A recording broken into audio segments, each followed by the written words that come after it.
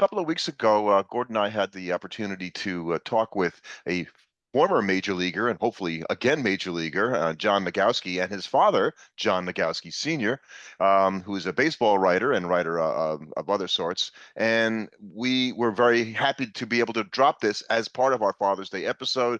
They were really fun to talk to, talked a lot about what it's like to try to come through the minor leagues. It's a very lucky experience to get to talk to somebody that is both still actively in baseball. Since we recorded the episode of the podcast, John Nogowski is actually signed with the American baseball team, the Kansas City Monarchs, so he's still playing.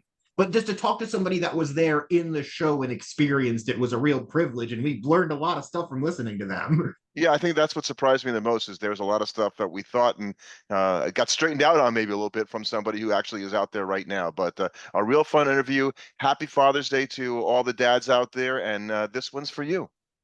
We need that. Well, we're happy to here on Father's Day be joined by a father and son who have a lot to do with baseball. Gordon and I talk about baseball a lot. The Nogowskis, John Sr., who's a writer and not just a baseball writer. He's written a book called Nashua and two baseball books, Last Time Out and more recently Diamond Duels. And his son, John, who has played in the major leagues and is still actively pursuing a career at the major league level, are able to join us. And just for Father's Day, we thought, wouldn't it be great to talk to another dad and a son? And they've got a very different experience than Gordon and I did, kind of coming where we did. And so we'd like to welcome you, and let's have some fun just talking about what it's like to have a dad and a son sort of, love the game together and what it's like. So welcome, gentlemen. Thank you. So I wanted to start by saying, that your book Diamond Duels made me think a little bit about, what's going on today. And we remember the at bat between Mike Trout and Shohei Ohtani in the World Baseball Classic, and how that one at bat became such an important focus. But that is the difference now, is that it's a rarity. And so when you're talking about that in your book, you're talking about guys that faced each other a lot more and have a lot more of a history. And I think we've kind of lost something there a little bit. And even as a hitter, right, you don't really get the opportunity, John, to see the same pitcher as much as used to. And how do you guys feel that's sort of changed the game? Well, I can tell you that was one of the reasons that I actually wrote Diamond Duels. Was John was playing in the Dominican, and his pitching coach on the team was Phil Regan. John's a first baseman, and they were going to go play golf. So I thought I'll look up some stuff about Phil Regan's career. He was the one that was called the Vulture. If you remember, 1966, he was 14-1, thanks to Koufax and Drysdale and late inning runs. And I found the site called StatHead. And I remember telling John, Stan Musial faced Warren Spahn 356 times over a 20-year career, which is almost an entire 154 game season at bats against just one guy. And so I was telling John about that, and I looked up Derek Jeter, played for 20 seasons. There were three pitchers that he had more than 100 at bats. So look at the difference in the game. And you've seen I that. thought Yeah. I thought that was like one of the most interesting things that kind of came up in the book, because you kind of realize how much the league has changed over time, and that you used to have all of these guys. Now, when you look at the current way the MLB schedules, you're playing every team in the league at least twice in your season. You're not facing your divisional opponents nearly as much. So even if there is a Hall of Fame pitcher in your division, you're now facing him in less games per season. You're not going to ever put up 300 plus at bats against the same guy in your career. And this is just super unlikely to happen now. Yeah, it's very true. And especially with how matchups and kind of analytics and the sabermetrics have kind of impacted the game. Nowadays it's matchups pretty much from the fourth, fifth inning on.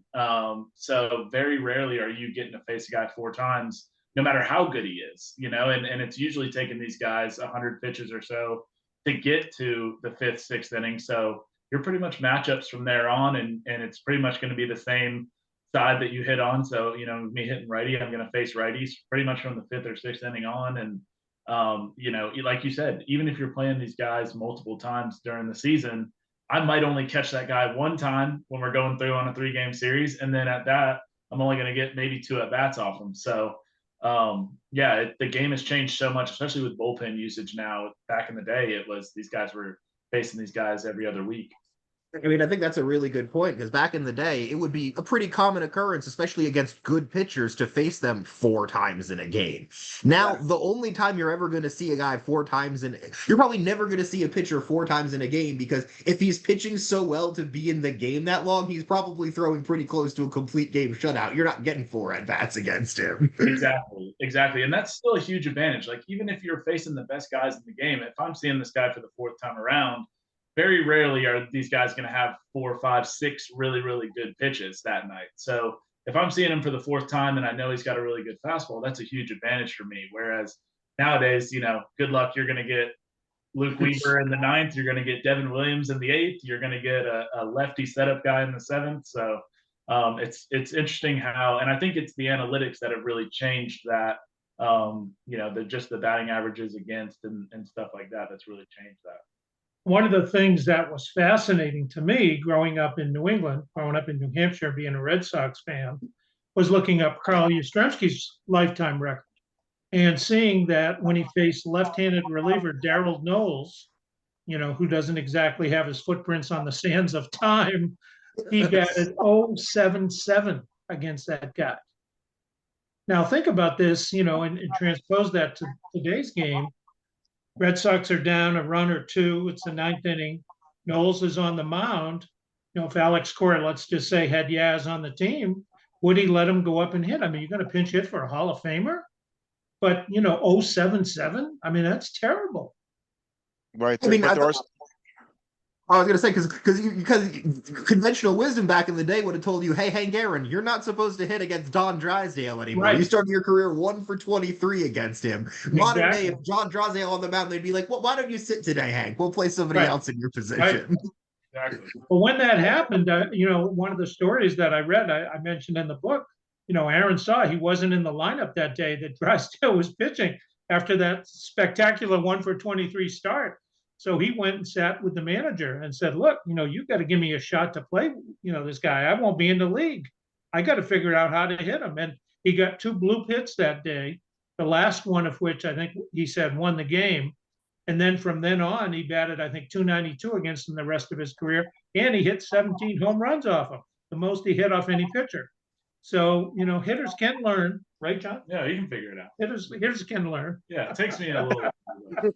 Well, how about from the pitching side, John? John, you pitched and obviously you hit, and you even pitched in the major leagues. That's a pretty rare thing, right? That you've done already at the major league level, is that you've both pitched and hit in the major leagues, a 2-way player. But when you're pitching and when you face guys multiple times, did you have to approach it with, if you didn't have the analytics there? I'm going to guess that maybe they weren't quite as strong when you were doing it, and you had to make your way through a lineup and see a guy a 3rd time, maybe a 4th time. How did you do the calculus to figure out, okay, what do I have to do now that I did or I didn't do before?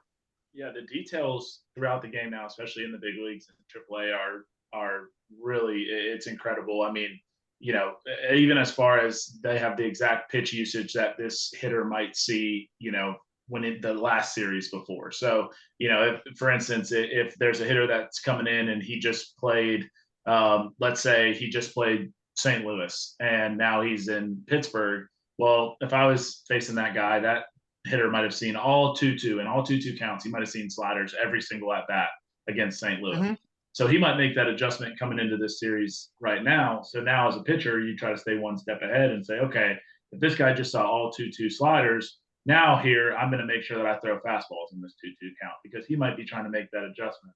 Even if it's on a completely different team, different series, whatever, they're probably taking what they just learned from this past series and taking it to this series. So trying to just stay one step ahead on stuff like that. And, and kind of when everything makes sense to throw a certain pitch to a certain guy, it almost always, especially in the big leagues, is something else, something other than what you're thinking. I feel like I hit off speed really well. I'm down in the count in certain situations. I'm like, okay, I know I'm getting a slider here from Devin Williams, or I know I'm getting a changeup from one of these guys that has a really, really good changeup, Freddie Peralta, say, for the Brewers. And it almost always was a fastball. And that was kind of something coming up, that my dad taught me was, I always wanted to think the count and try to stay ahead of these guys. And up in the big leagues, there's so many analytics and they're so smart. That's why those guys are there, that it almost felt like they were always one step ahead. So, and some of the charts that John had, I mean, we looked at it. What's the name of that site again? Baseball Savant. Baseball really, Savant. yeah, Yeah, yeah. that's the one. They chart every single pitch that this guy has thrown, whoever it is, and how it moves, what sort of adjustment it goes up and down or in and out or whatever. I mean, it's insane how this is tracked. So, I mean, it's almost like you got to be an engineer to go up there and read that chart and then look at the frequency of, what percentage is his curveball, what percentage is his sinker or his cutter or whatever. You got a lot to process aside from just the reaction of seeing, 98 coming in bearing down on you. And it really is, just like we have Savant, right? And just like I'm looking the night before, the pitchers have it too. So, and it's almost that, football early in the season in the NFL, you're not seeing a lot of the same plays that they're going to break out week 14, 15, 16. So if, let's say, just for example, like Miles Michaelis has a start against Pittsburgh. If he's going to face them again in 2 weeks, he's not going to pitch them the same way. He's going to try to hide his slider, trying to maybe not throw as many cutters to the first outing as he's going to throw in his second outing. So you kind of got to find the spot that the pitcher and the starter's in, or even the hitter just as well, find the start that they're in, and are they having a lot of success doing this one thing? What are they going to do this next time? So yeah, the numbers play a huge role nowadays for sure. And I think it's interesting because one of the things that we as fans are always hearing about is like, oh, they have the book on this guy. Like, we've got the scouting report on him, and now we know what to pitch him as. But I get the impression, especially with all these analytics and Baseball Savant, that the book is something that's constantly evolving on every single player. What might have worked in terms of your pitch sequencing and what worked on this guy in terms of location last game, 3 months later when you face that guy again, he's changed his swing. Now his holes are in different places and his strengths are in different places. So I can't imagine just like the ever-evolving arms race of being like, oh, okay, yeah, last time I went to pitch to this guy, the 2-2 slider away is what worked. It's like, oh no, he's fixed that. Like Pete Alonso this season. It's like, he's hitting that outside slider. You don't want to throw him that this season. So what are you going to throw him instead? Yep, exactly. It's unfair. I mean, John's first major league at bat against Dallas Keuchel, right? He has a great at bat, finally gets the pitch to hits a line shot up the middle past the pitcher. And the second base, and it looks like it's headed for center field, a guaranteed hit, first major league at bat. And there's a guy stationed right there. So the announcer goes, what's this? And they go, well, they got a shift on for him. He goes, he hasn't even been in the big leagues yet, and they got a shift on him on already. Yeah, first at bat, they had the full shift on me. And that's another thing is just how good the defense is. And he did get a hit his next at bat. I didn't wait too long, but Just don't want to wait too long. Yeah, it's so good, and the scouting on that front is so good that it's really, really tough. And I think when you see a lot of fans, on social media or whatever it may be, and they're like, why don't we have these guys that are hitting 350, 360, 370 anymore for a full season? Not like, Aaron Judge hitting 390 right now. Like, doing this for a full season, it's just tough when you throw in just how many at bats that are in the system for a lot of these guys, and the defense, and the scouting reports, and the heat maps and all sorts of stuff like that. It's a lot going against the hitter and not as much going for the offense. When Gordon and I started our podcast 5 years ago, it was started out of a conversation we had with somebody about how Ty Cobb had it so much easier than Mike Trout does today, because he didn't have to face those relief pitchers, and so we surmised that the late inning averages of guys like Cobb and these Hall of Famers were going to be much better. You know what we found out? It really wasn't any different than their other averages. Good hitters are good hitters. It doesn't really matter when it is during during the game. And we were actually surprised to find out that there wasn't a more discernible difference between the performance levels. But it is harder today. And I think that is exactly why you're not going to see a 400 hitter today, obviously. And I'm not saying anything that people don't know. The only way it could happen, I think, now is a guy's got to be hitting like 420 or 415 in September when he gets tired at the end of the year. And it's going to be hard to get it over the finish line to keep it above. You're not going to get up from below, I think, if you're batting 395 or something like that. Well, unless you're playing the Rockies. If you got like a back-to-back series with the Rockies, then maybe you got a shot at it. But you know what was interesting was in looking at one of the matchups that I looked at was Babe Ruth and Ty Cobb against Walter Johnson. And Ty Cobb put up some pretty impressive numbers against Walter Johnson, unless you took a really close look at it. And those last two seasons where Walter Johnson had thrown, thousands and thousands of innings, he was done basically. And so Cobb was like 7 for 11 one year and 12 for 15 or something like that those last 2 years. So those numbers, career-wise, look fantastic. But previous to that, he had 256 against him. That's no big deal, So you can see that, over the course of time, and that was fascinating too, just seeing how some of these guys, like Ted Williams, for example, this guy, Jim Wilson, who was a 500 pitcher in the big leagues, was a Red Sox teammate of Ted Williams for a while. Williams had, I think, 2 homers and a double the last time he faced him to get his average up to 200. I mean, you're getting Ted Williams out. Joe DiMaggio couldn't hit Billy Pierce, that little White Sox lefty. Couldn't hit him. 133 against him. Yeah. You just don't know. I always remember growing up, the Mets, for whatever reason, and it's even weirder when you look at it as a team, like they collectively hit Randy Johnson weirdly well. Like I always remember that, like he was in his most dominant with Arizona, and then the Mets would go fly out to Arizona and hang 9 runs on him, and you'd be like, oh, okay, I guess they did that. And it's always so interesting that like there's the dominant pitcher. I am sure if you look through Kershaw's career, there's some random player you would have never expected in a million years who's hitting like 400 against him in like 35 plus at bats. Like Craig Jeffries, former Met Craig Jeffries, 469 against Pedro Martinez. What did Frank Thomas hit against Pedro Martinez? 0.83.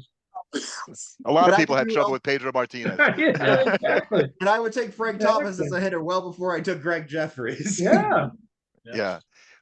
Let's talk a little bit, just for a second, about Florida State and Florida State baseball, because Gordon's sister, my daughter Haley, went to Florida State about the same time you did, John.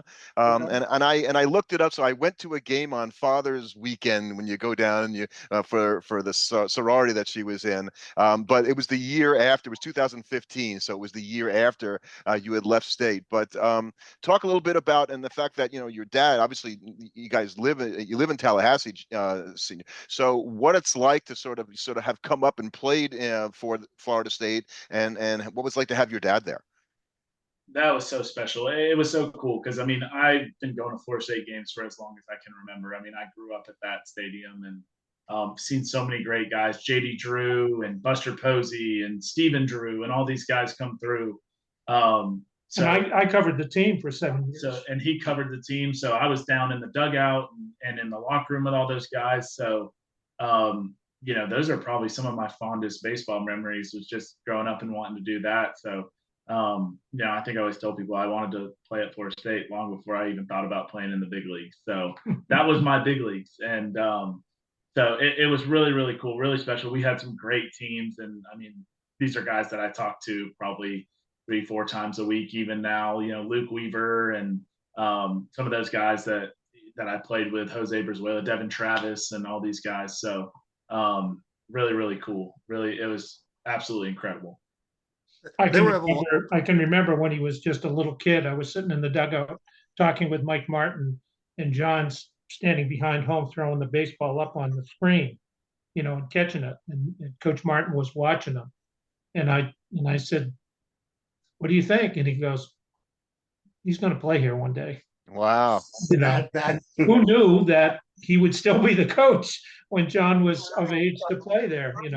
That's pretty cool. That was Very cool. And that was a pretty stacked Florida State team you were playing on, because I know that Luke Weaver was on that team. I think DJ Stewart was on that team. I think even now he's a professional quarterback, but Jameis Winston, I think, was he still playing baseball around that time? Yeah, we had Jameis there for 2 of my 3 years. We had Jameis, we had James Ramsey, another first rounder. So we had some really, really good talent. And we went to Omaha 1 year. Probably should have gone at least one more other year, but I think we were number 1 in the country for a pretty good run there for both my freshman year and my junior year. So it was a blast. got a hit his first time up in Omaha too. Oh, That's how you got to get it started there. well, they have a shot this year to go there. They made the tournament, and my alma mater, Southern California, which has got a pretty good baseball tradition, finally made it back to the tournament this year under Andy Stankiewicz, a former Yankee who has been leading the team there. So I don't know which sides of the bracket the two teams are on, but it's a long way to go when you're only getting started in the regionals to try to win that tournament. It's a tough tournament to win. It is. It is. It really is. I wanted to ask you, and this is great to talk to somebody who's been playing professional baseball about metal bats in college, and when you get to and you hit with wood bats, maybe in a summer league at first, and then you start doing it in the minor leagues. Would it make a big difference if the major leagues were to sort of supplement colleges at D1 level were wood bats, paying the difference between what the colleges pay for metal bats and what it would cost to have wood bats? It's a training ground. This is my position. And I wonder how much you think that might help, or would it make a difference? Yeah, I think it'd make a significant difference. I don't know if you'd want to watch those games. I don't think it would be the most fun watching 18-year-olds face, 22, 21, 22-year-olds that are with really quality stuff. Jamie Arnold that is a lefty for Florida State who's up to 97, 98 miles an hour from the left side. I don't think there would be much offense. I think, one of the biggest parts about swinging a wood bat is being strong enough to do it. And most of the guys at 17, 18, even 19 years old just aren't quite strong enough to handle that wood bat. So I think the offense would be really, really down. I think it'd be a lot of 1-0 games, and it would bring back some of the Andy Stankiewicz small ball, your 3-hole hitter bunting guys over in the 3rd inning, and that West Coast style of baseball, which is kind of evolved a little bit from the SEC, which is much more minor league style of strikeouts and homers. But not saying I love that either, but I do think it would bring back a little bit of the normal baseball, but I think it would drastically affect the offense and the product on the field. I can tell you, I got to swing J.D. Drew's bat, he was the best college player I ever saw. 455, 31 home runs, 100 walks, 100 RBIs. And I got to swing and actually hit a little bit in batting practice with that thing. And those were the bigger barrels that they could use in those days. And I remember coming out of the cage, I said, I don't know how you make it out, and he just started laughing. But I mean, those things are weapons. And, there's a big difference when you go to wood. I mean, there was a guy at FSU a few years ago, Mike McGee, who was a terrific player and a two-way player for FSU. And once he got into the minors, I mean, he lasted, John, about a month? He was hitting double-digit homers every year at Florida State, big-time power bat. And just for whatever reason, just the bat didn't translate with wood. And it's a bat speed thing. I think it's a strength thing, but it really even changes the pitches that you're swinging at. What pitches can you do damage with, and what you can. I mean, some of these guys are hitting balls 120 miles an hour in college, and there's one guy that can do that in pro ball, right. O'Neal Cruz. So I think it kind of shows you just how much of an equalizer that is for a lot of these younger type kids and smaller kids, that they can hit homers with the metal bats, but when the wood bats come, it takes a skill to hit with it for sure. And especially to drive the ball. Like I can imagine with the metal bats, having good bat to ball skill is a lot more, it's not necessarily more important, but it gets you a lot further than with the wood bat, because with the wood bat, just making contact probably isn't enough to put any kind of pace on the ball. And as all the defenders get better, those previously like line drives that would have made it over the second baseman or their shortstop, when you switch to the wood bat, now it just kind of lazily jumps up and catches it and you've dropped back to the dugout. Yeah, and you see that, bat to ball contact is just not valued. I mean, Arias has won 3 batting titles and played on 3 different teams. It used to matter if you win the batting championship. You're proud to have this guy on your team, and it's like they could care less. Yeah, so what, he gets hits for what? Yeah, well, and that's when his ops plus is I think he got it up close to 100, right? But it was generally under 100, and I think too many people are focused on that right now, going, well, if he's not even league average, and like, how good could the guy be? Not valuing the other things that he's doing, and situationally, right? You need a big hit in a big situation. If you got Arias up there, it doesn't measure that. Right. And so there are all these stats are great, except that you have to take them in context as to what they are. Yeah, absolutely. And there's still in the game nowadays, there's still a ton of productive outs that are in the middle of home runs and base hits and doubles and strikeouts. There's a ton of productive outs, whether it be left-handed hitter with a pull side ground ball, moving a runner over late in the game against the dominant closer. Now all you need is a sac fly to win the game. Little stuff like that I think, that's why you have a 162 game season. That's why you need to have scouts and fans to watch these guys every single night to see, kind of what their benefit is and what they're bringing to the field every single day, instead of, like you said, maybe looking at an OPS plus, or maybe looking at an average exit velo. When you start looking at average exit velo, that's great, but it doesn't take into account strikeouts. So it actually benefits you to strike out, which is by far the absolute worst thing that you can do in baseball outside of a double play.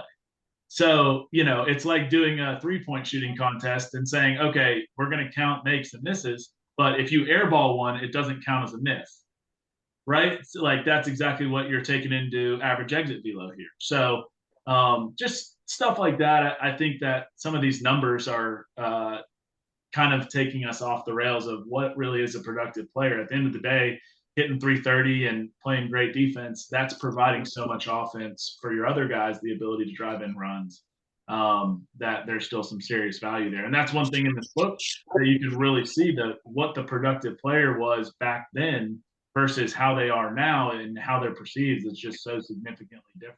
It's pretty wild. There used to be some shame about striking out. I mean, you never play a guy that had 150 strikeouts in a season. We've had guys with 200 strikeouts. A couple of years ago, what's his name for the Phillies? Schwarber. Yeah. A 200 he has like 213 strikeouts. Mark Reynolds has the all-time record. By one. Yeah. Over Adam Dunn. And Schwarber's in leadoff. Yeah. So, but he got a bunch of walks. So I mean. 48 home runs, 100-something walks, I guess they figured it equals out. And, the other side of the strikeouts is from a defensive standpoint, because so many of these players are rushed to the big leagues that they can't make those routine plays. A strikeout, you just need somebody who can catch the ball and maybe throw it to first base if it's in the dirt. It takes that, defensive impossibility, off. I mean, yeah, we're happy with that, I think it was Crash Davis and Bull Durham who said strikeouts are fascist. That's right. That's right. So while that's true, I think you said something about fielding today, and I think John, that's a really good point, because there are some young kids that come up that can't do it, but I think the bat to ball skills are sort of pushed down a little bit, because you can hit it and there's a guy standing right there, or he's in the right place, or he's making the play on a ball. You made contact, you didn't strike out, but you really didn't hit it hard enough, to get it through a hole or even over an infield into the outfield, and that's got to be frustrating. So what do? Come up next time, you swing harder, right? Which never works, by the way. Let me tell you, 11 years in pro ball, swing harder never works. It doesn't work in golf either, by the way, just so you know. That doesn't work. But I think it's hard, and you're right that we're so focused on swing speeds and exit velocities and things of that nature that it gets us. So O'Neal Cruz hit a 123.9 mile an hour home run. It was still one home run, right? That you didn't get any extra points for it or anything like that. And it's kind of cool until the next guy comes and hits at 124, and then we'll forget about that kind of stuff. So I think the focus should be more on, like watching a game today, a guy not being able. Michael Taylor couldn't put a bunt down for the White Sox. They ended up winning the game against the Mets, but he was batting number 9, in the lineup. So you tend to sort of think, like, well, if you're going to bat number 9, you should be able to lay a bunt down. Isn't that why you're down at the bottom? But Michael Taylor is kind of more of a power hitter. Probably hasn't bunted, 10 times in the major league successfully, and he couldn't get it down, and he struck out. And you think, wow, you could talk about this a little bit. Is it that hard to teach guys how to bunt, even if they're only going to use it a couple of times a season?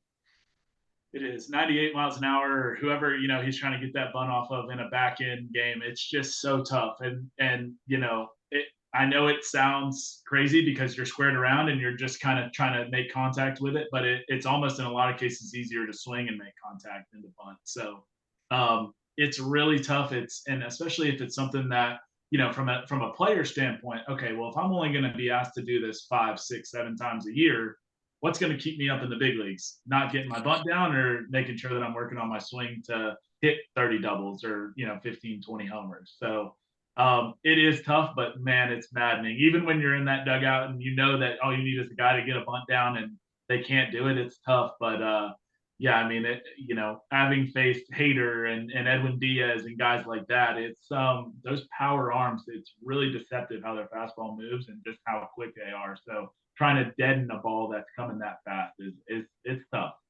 I can remember when John was in high school, they played a guy named DeAndre Smelter, who ended up playing football, but he threw 90 plus, probably 94, 95. I mean, they had 25 scouts at the game, and I sat behind home, and this park was so I could be really close. And what you don't think about watching it on TV is the sound. 94, 96 coming in. Oh, yeah, there's my son up there against this guy, and John got 3 hits off him, but chin music. Yeah, it's real. You it's can scary. really hear it. It's the hiss. That's what I always remember. Yeah. Get the guys that are throwing hard enough that the ball makes like almost an audible hissing noise just from the seams moving through the air. And Gordon, one guy who sounded different was Nolan Ryan. I was in the old Tiger Stadium. I watched him. My wife and I watched him win his 298th game. So we watched him warm up because you could be right next to the bullpen in the old Tiger Stadium. And I tell you, that ball had a different sound going into that catcher's mitt than anybody else I ever heard. Yeah. Am I right? Yeah, no, you're right. And another thing too, not to harp on analytics, but most of these guys in the big leagues now, they have, whether it's either horizontal movement or vertical movement, where the ball gives the appearance of rising or gives a true horizontal, whether it's going left or right, away to a righty or into a righty. So from where you're picking up that ball on average is moving 18 to 20 inches farther than where you're perceiving it. So you do have that added aspect of okay, where is this ball going to end up versus where I'm seeing it. So we're kind of used to hitting it, and our eyes are kind of tricked in order to get to the contact spot. But that bunting is tough. I don't envy those guys that have to get those sack bunts down. I do not envy it at all. And I guess bunting 98 is a lot different, if I can say this, than bunting 91 as it was, 20 years ago, right? And it's always said, and you're the player, that bunting a curveball is actually easier, right? If you're not a baseball player, you think, well, I can't even see the curveball, much like bunt the darn thing, but at least you can track it a little bit differently, I assume. Exactly. And from a defensive side, hearing the pitching coaches, if we know that they're bunting and we're in kind of a sack bunt situation from a defensive side, it's fastballs up and in. Do not throw any off speed. We want to go as hard as you can, and we want to go up and in and, try to get that ball up in the air and get a double play. So that's definitely the report is fastballs hard and up and in and try to get it on their hands. Do you guys get a chance to watch much baseball together? I'm sure you talk about it all the time, but Well, we have just lately. John's sort of in between teams right here. Yeah. So we have had a chance here, for the last several weeks. But generally, when he's playing, I mean, we talk sometimes before the game, almost always after the game. When he was in the minors on his way up, I helped with scouting reports sometimes because the scouting reports he'd get from the team weren't all that accurate sometimes. So I'd go on YouTube first thing in the morning and find out who was pitching, send him, a clip of it, or video clip of it if I could, and then maybe send a little text message or something like that. Who's the guy for We the? watched a ton of Red Sox games growing up, especially when I was in high school. It'd pretty much be, get home, have dinner and sit and watch the Red Sox. And that was when they were on that great run. So, Who was the Dodger pitcher that you hit the home Tony run? Gonsolin. Oh, yeah, we Tony faced a Gonsolin. bunch. Yeah. That was one. Now, I had seen the scouting report of this guy, and he throws gas. And John and I've had sort of a running debate for his lifetime about swinging at the first pitch or not. Because, he makes contact, he doesn't swing and miss very often. So to me, unless it's a really, really quality pitch to swing at, he ought to take that first pitch. And with Gonsolin, I could see this guy throws gas, and, like in Bull Durham, I want to announce my presence at the door. And I told him, I said, so be ready to swing. And sure enough, first pitch. He's taking credit for my home run. Yeah, first pitch and boom. And what was cool was a kid in left field made a sliding grab of the home run, and they actually put it on Sports Center. Yeah. So I was like, all right, I got my kid on Sports Yeah, Center. he's old school. He thinks the one pitch out is better than the 3 pitch out. But he's coming around in this school. Well, you talk about first pitches, and actually just the recent data that's come out is that, as you know, right, it's most likely going to be a fastball, and the batter probably has a better opportunity for a base hit on that pitch than any other pitch in the at bat. It's a hugely offensive count, and I think the hitters that have come around to understanding that is a hitter's count just as much as a 3-1 or a 2-0. It's a very offensive count, and as I've gotten older and I've really understood how to use it, and it hurts a little bit if you pop one up on your first pitch, but understanding that if I take the first pitch fastball right here and then I end up having to swing at a 1-2 slider and I fly out to right, that is not a more productive at bat than getting a fastball that I might have just missed. So kind of understanding that new era of, hey, look, I can try to drive up this guy's pitch count, but he's going 5 innings anyways. So, hey, great job, but you drove up his pitch count to 80 pitches and he's out of the game anyways. So if I can know I'm getting a fastball and I can swing and foul one off and it not hurt me, or I can swing and miss and be fooled and me not strike out, that's a hugely offensive count, and that's a position that I want to be in, position of strength. So Nomar was really ahead of the curve. The first ball hitter. Yeah, because he was a first ball hitter. I think he hit like 360 or 420 or something like that on swinging at the first pitch. So yeah, I think the way I like to explain it to a lot of younger guys that are coming up is it's kind of just like what I said. If I have the ability to swing and miss and be fooled, if I have the ability to cheat for a fastball and swing and miss and be completely fooled, and I'm still in that batter's box, and I still, and at best case scenario, I only have 1 strike on me, obviously, with it being the first pitch. That is a huge advantage to me that I don't want to give up to the pitcher. The last thing I ever want to do is let him get me in a position where my first swing comes with 2 strikes in a defensive count. So as many swings as I can take without 2 strikes, I want to take them.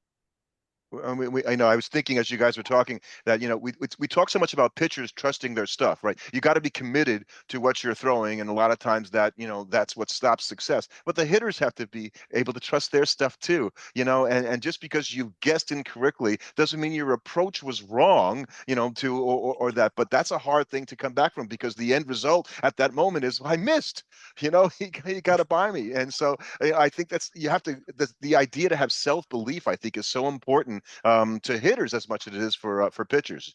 Yep, absolutely, and that's something riding in the car, going to games, and talking about swinging at the right pitches and being selective. That's the reason why I got to the big leagues was swinging at the right pitches and walking more than I struck out, and I think that's something that I've been taught from a really young age, that it's just hard to teach that now because the game has changed so much.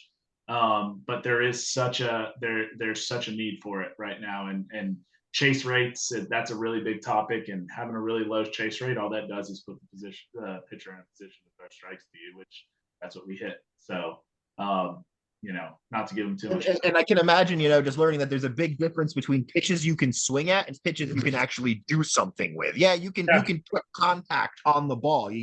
Especially if you have good bat eye and hand-eye coordination, you're going to be able to get to a lot of pitches. But you swinging at some outside pitch where the only thing you can do is hit it either foul or weakly pop it up, you're not really accomplishing anything by swinging at that pitch. And even though you can hit the ball, can you actually hit it and do anything with it?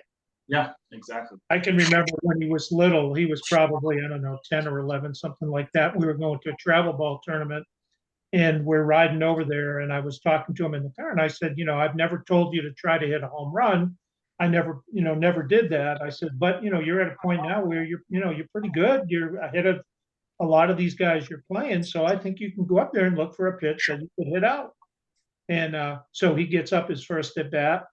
And ball 1, ball 2, 2-0, and he gets a 2-0 fastball right down the chute. And he took it. And I'm sitting in the stands, and I was just kind of like, and he looks up at me, makes eye contact, like, I've got this. So the pitcher thinks, well, if he took one, I'll throw him another. So he threw another one. John hit it about 10 miles out, and he gets coming around second base, and he looks up at me like, okay, Dad, I got it. I got it. I'm in control now. Pretty cool. That is cool. Now I understand that you've got some T-shirts and you guys go by the Big Nogowski, which I think is one of the best best that is really baseball good. things. I wish I could see one of those T-shirts. If you can take a picture, send it to me, because I think that is a very cool thing. To talk about. No, it was cool. 100% of it goes to the Pittsburgh Children's Hospital. Not making a dime off that. And man, I'm just so thankful to the city of Pittsburgh and the fans. Like the way that they took me in, and I think I got in a little bit of a scrap with Stroman, and I think the fans just ended up loving it.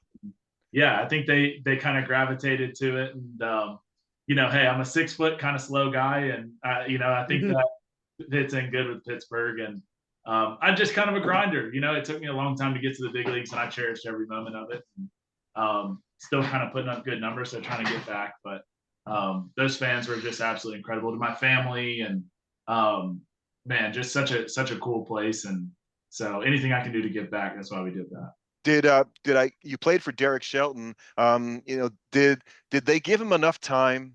To and it's going to be hard because I know you played for the guy, you probably like him and all that stuff, and they made a change, and it kind of has had a little impact, but not that much at this point. Yeah.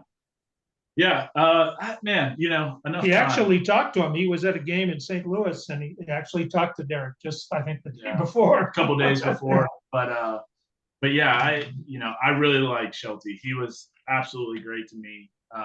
Absolutely great with the players. It's tough. I think that you can see that there's a lot of teams right now in the big leagues that are really, maybe not a lot of teams. I think that there's 6 or 7, 8 teams that are really trying to win. And then the rest, you don't quite get that same feeling, I guess, based on free agency moves, based on decisions, guys going up, guys going down. Off-season acquisitions, stuff like that. So I think the big thing that I've seen is, I'm not really sure if Shelty kind of got the best opportunity to go and win, and that fan base needs to win. And at the end of the day, you got to spend money, and there's a reason why the Dodgers are doing what they're doing. There's a reason why the Yankees are doing what they're doing. Going to get Paul Goldschmidt and the Mets, going to get Bellinger and Juan Soto, guys like that. So I do think there are small markets that can really win, and Pittsburgh's one of them with that fan base. They just need a winner, and they're going to show up. So I guess to answer your question, long story short, I would have liked to have seen Shelty get a few more pieces and then truly be evaluated, because it is really tough, man, when you're running out a payroll that's significantly less than everyone else. He could have got a little luckier not losing Jared Jones and all that. So, it conspires, right? Because you don't have a big budget, and then your assets, can't perform because they're injured and all that stuff. You don't really have backup assets that you can bring in and step in like the Dodgers do and the Mets do and the Padres do. So, and you're right. and that's one thing, you know, that does come down to, it comes down to farm systems. It comes down to your scouting. And you know, one thing that I've seen kind of since COVID is a lot of that has been cut. And that's kind of the first thing to go, that scouting and some of the farm teams that come up, you know, whether they're losing the league at, whether it's low A or high A ball, whatever it is. And you need that development. You know, there are guys now that are going from the SEC straight to AAA. And, you know, we never saw that back in the day. And I think that's going to really start to affect the level of play in the big leagues. And that's why you're going to see some of these teams, whether it be the Angels or the Rockies or whoever it is, well, okay, well, awesome. They've got 22, 23-year-olds in the big leagues that were in college last year. But what is that doing when they're going up against Shohei Ohtani or Mookie Betts or Freddie Freeman, true solidified big leaguers? So that process of getting through the minor leagues is hugely significant for the quality of play for all of these teams that are in the big leagues now, and not just the teams that are really winning. You know, that's what makes this league competitive is understanding that grind and makes these guys better big leaguers. I mean, it's such a difficult game. You know, no matter how much natural ability you have, it takes a lot of practice to refine it. And I went to a game last year in Minneapolis at the Sabre. Yeah, I think we went to the same game. I think. Yeah, we did, and it was the Guardians and the Twins, and there were 5 plays in the first 3 innings that were routine plays, picks at first that John would have automatically made, screwed up double play, throw from the outfield that was not a good throw, a bad play from the catcher. I mean, things that you just wouldn't see, you know, 10 years ago, 15 years ago. You know, yeah, maybe these guys are bigger and stronger and faster, but the skills that you get from playing the game and learning the game, you know, they're rushing these guys up, and they're, in my mind, they're just not as ready as they should be. You know, Jaron Durant, remember a couple of years ago, watching him play center field, you know, routine fly ball. I mean, a Babe Ruth kid could have caught that, and he didn't. And, you know, he had to learn in the big leagues. Now, that's a pretty tough place to learn. We saw that last night in the Marlin game. Ronnie Simon had 3 errors last night in one game for them, and they actually had to like come out at one point and talk to him. And you felt that because you know how much pressure is like if you're not making those defensive plays, especially as a young player. I can't imagine that not only are you thinking about how you left your team down, but you're like, I could be costing myself a shot up at this level by having a game like this, and just the compounding, you know, pressure that would put on yourself. It's got to be so hard when you're even like, oh man, I know I have to do this, and it's not happening. Right. And there's that constant balance of trying to figure out, like, okay, mistakes are going to happen. You're going to make errors. You know, it's a long season. It's going to happen. But also, are we ready, you know, before we get to the big leagues to even handle a night like that, you know? And if that doesn't happen to you in the minor leagues, and, you know, I just feel like a lot of organizations are trying to find the next Ronald Acuna. And there's one Ronald Acuna, you know, so I think that's kind of the pressing issue right now. And even if you got deeper into contracts and the big leagues and how service time affects different guys staying up, you know, I think if we were able with the players union to kind of fix some of the contractual agreements that are within the players union and the players, you know, holding guys for 6 years, whatever it may be, that might incentivize some of these teams to sign these guys for longer deals. And that way you have more solidified guys in your lineup that fans can gravitate to and keep these guys in these cities. So we're not just city hopping every couple of years, and these fans can really grow and love these guys like the Dustin Pedroias and the Manny Ramirez's and the Big Poppies. So, you know, I think there's some fixes and some changes that need to happen, and that would keep these guys in these cities and still making the money that they're making, but allow these fans to really gravitate towards them.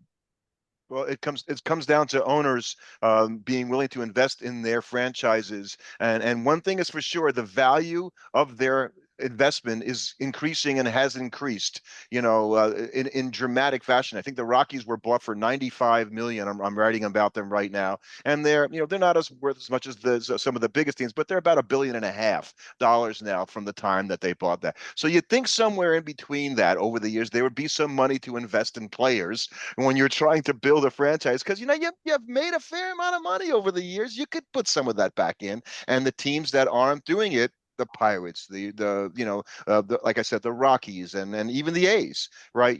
It's a simple fix in terms of spending the money. You might not always spend it wisely, like Artie Moreno, doesn't. You can't accuse Artie of not spending money in for the Angels.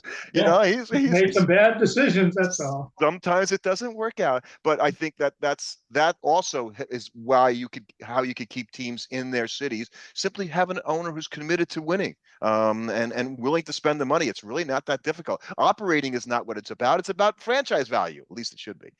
Incentivizing winning is a huge thing too. Like at the end of the day, if these owners are truly businessmen and they care about the bottom dollar, then incentivize it and incentivize winning, and make it to where there is a bigger purse for a team that finishes higher, whether it be a World Series or a pennant or whatever it may be. Like if you incentivize it, they're going to come after it, and just on the flip side of it, make it hurt if you do have a 9-win team through 50 games. Yeah, yeah. And at that point, these owners are going to quickly understand, like, hey, we need to get the best players up here, and that's how you get the best players. If you incentivize winning, you make that the priority. Now you get the best players and the best product on the field. Sadly, the owners don't have a history of policing themselves in that way. So that is for sure. So sure.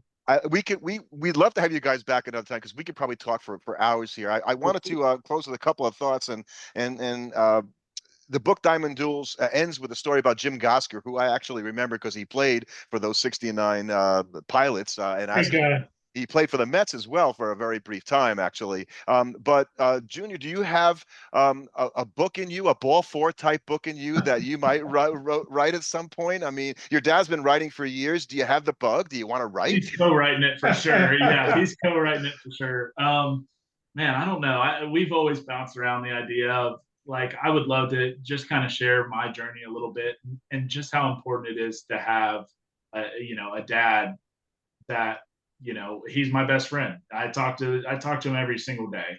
And, whether it's about baseball or scouting report, whatever it is, I mean, it was never a push. He never pushed me, was never hard on me, but always was there to support me. And a lot of days in the cage where we were grinding that, it was never about getting to the big leagues. It was just about supporting your son. And, when I'm a dad one day, I hope I do that. So maybe a book somewhere along those lines, and just kind of giving the guideline for those dads that are out there. And, how do I help my son achieve his goals, but without, being the dad that's yelling at his kid in the dugout. So something along those lines, I think, would be really special. And, but yeah, he's going to have to co-write it for me. It's funny. We never talked about him playing in the big leagues. It was almost like a jinx. We just never said it.